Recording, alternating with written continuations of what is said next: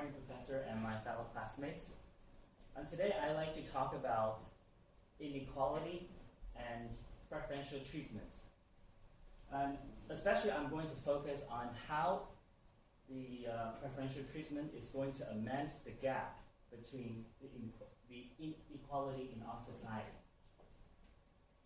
And moreover, I will also discuss how preferential treatment is going to benefit our society to fight against discrimination and create a more diverse society. So first, when we talk about social equality, we know that any person in disregard of their race, age, sexual preferences, religion, social background, class, and caste, they should all be treated equally. That's the spirit of social equality. But according to sociologists, this is not entirely a possible case, but it's an ideal that we're moving toward to. But at the same time, we have to think about the inequality in our society. For example, those who suffer from discrimination, those who suffer from health disabilities, those who are in the underrepresented groups. And to talk about equality, they suffer from what's called horizontal equality, which means they don't start on the same ground as everybody else. And that's why they fall into the category of the disfavored or disadvantaged groups. And again, preferential treatments in school admission, it can reduce social inequality. By opening up more opportunities to them, they are able to they're able to amend what was previously made wrong into right, and to give them more sufficient resources and opportunities so they can have a bigger step towards the upper level. And also, preferential treatment can also propel changes in social dominance by a certain class of ethnic groups. Without doubt, we know that the society is controlled by a certain minority in the majority part. And for those who are not able to get better opportunities, let's say the disadvantaged, without giving them extra opportunities, they will not be able to let's say, to get the door or to get the ladder for them to climb out. And the affirmative action in America is a short case. And we can say that without the affirmative action, there will be no President Barack Obama. Another case, we talk about cultural capital. Cultural capital is a set of values or thoughts, ideas that's passed from generation to generation. And for those underrepresented groups, or we call the lower class, their social capital is indeed limited. And without the ability to increase their social capital, to increase their cultural capital, I misphrased it. It's called cultural capital. Without their ability to increase their cultural capital, they will never be able to sufficiently overpass their obstacles and move up to the next level and to help themselves.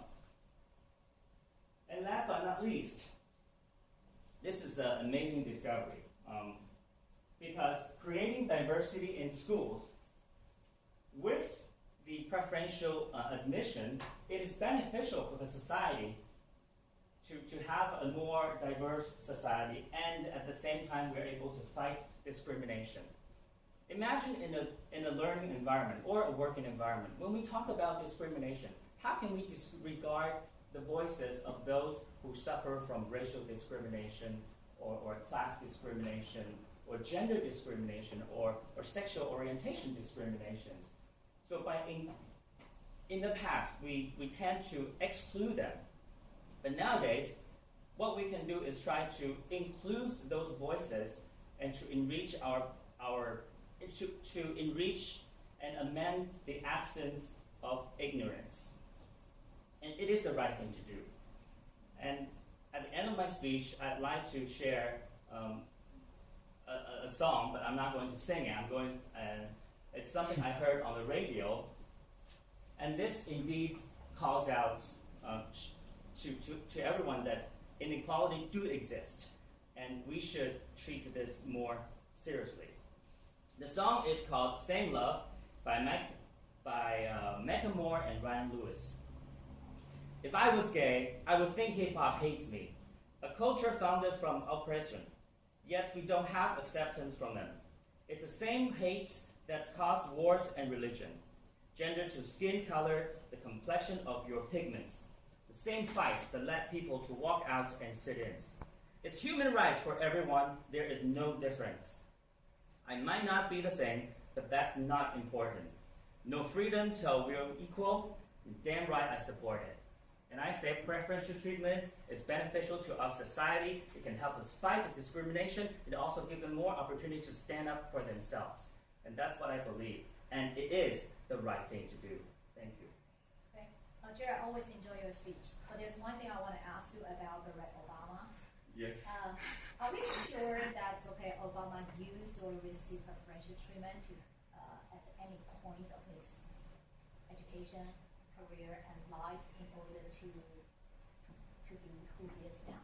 I believe that. Yeah, I believe that Barack Obama, he did not take advantage. Well, he did not take advantage of the affirmative action. He was successful because of his own ability, and we cannot deny that.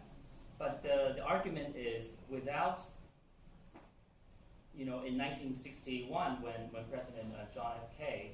Kennedy passed the affirmative action, without passing the law, people's awareness of, everyone is equal and we should provide, the minority group equal rights. The concept, the ideology will not have surpassed and therefore the chances for, African Americans or other underrepresented groups will not come to a rise. So is this high level of awareness that actually erase the differences between colors? That is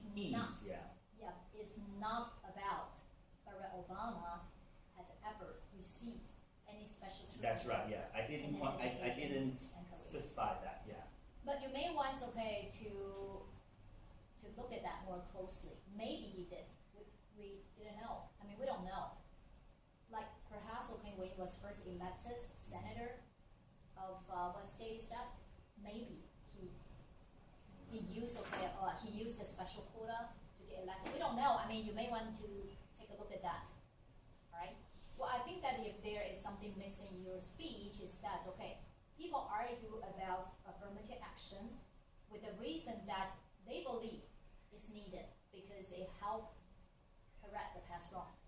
It gives the minority group that was treated unfairly or the most disadvantaged group to regain their foothold in order to engage in what we so-called horizontal competition with such equality.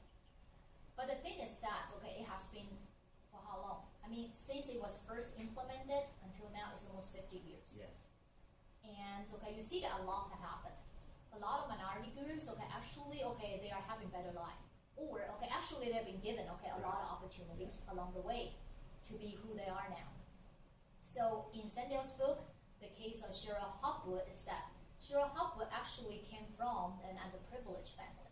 And just because, she is Caucasian, so she cannot receive, the extra treatment. Right. So that's why, this call in another reform, or at least, to reevaluate affirmative action.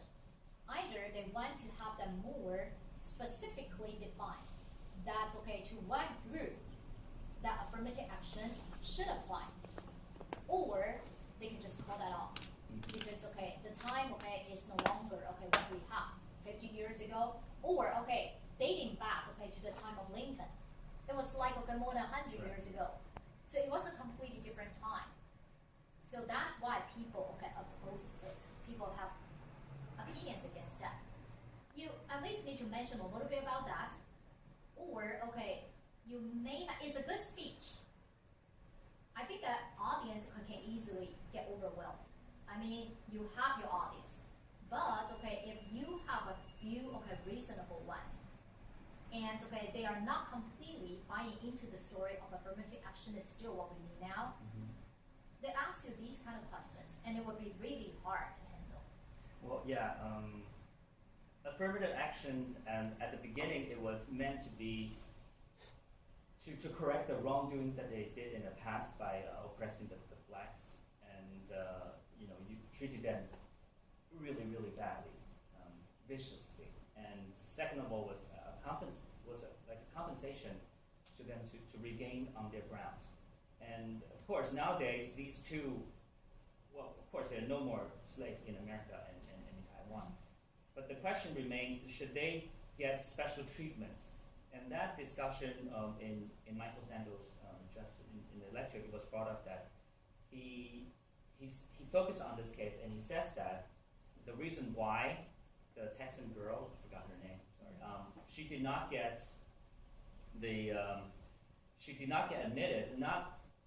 It's a school's choice, admission officer's choice. But the main reason is not because of the other party is black. It's because the other party provides a different perspective, and the school would like to have students to have different voices. It's about diversity now. Yes. It's about diversity, but still, okay. You know, if you're involved and okay, if you believe that okay, your right have been jeopardized, diversity is not going to get you anywhere. I mean, of course, okay, the university committee can hold different standards, okay, to select their students. We all do. Like for example, okay, we want students to be able to think more, so we'll probably tend to select a better critical thinker, not okay the one who can use the language fluently. So of course, okay, I mean, each year or each different period of time, they will have different standards for that selection. But special treatment, the problem with that is not about treatment, it's the special treatment, and who gets to be that special, to be treated differently. That really needs a very elaborate definition. Without the elaborated definition, it's very difficult. It's very challenging. I mean, it will remain a very controversial issue. Yeah, because when one gets special treatment, it will mean that others just can't. When those okay who do not get okay the special preferential treatment, when their rights okay are jeopardized, they will always have to voice their opposition. And okay, it's not going to make it this okay an absolutely right thing to do.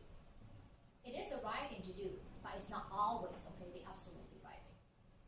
Well, I think that's a problem. That's why okay this will remain a controversy. It has to be a controversy because okay there's no way that we can do this in that level of precision and accuracy to know that who deserve okay that kind of treatment. It's same thing okay with the welfare system. Well, this is actually part of the welfare design, that who gets the aid and okay who doesn't. You never know. Like for example, in Taiwan, okay, you have the farmers get special subsidy from the government, and a lot of them do not even need that. And people have been talking about that you need to use the money, you need to have the money better spent on those who indeed need the money. But why is it so hard for the government to know who indeed needs the money? There is okay a very high level of sophisticated technicality. All right. The execution. So if you want to argue about this case, sometimes you can argue that okay at the very philosophical level, or sometimes okay you want to argue that okay in the very practical level, then you need to have that okay better defined. All right. Okay, but I enjoy your speech. Well, I think that's okay if any of you would want to learn from